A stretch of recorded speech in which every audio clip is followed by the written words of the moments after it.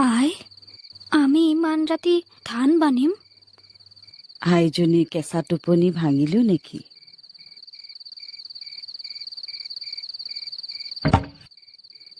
তই মোৰ আই মেখেলা চাদৰযোৰ নিগনিৰে কুটালি।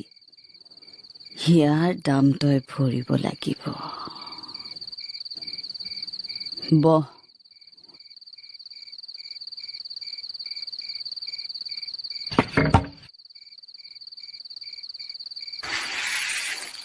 মই একো নাই কৰা আই, নিগনিটোৱেহে কৰিলে।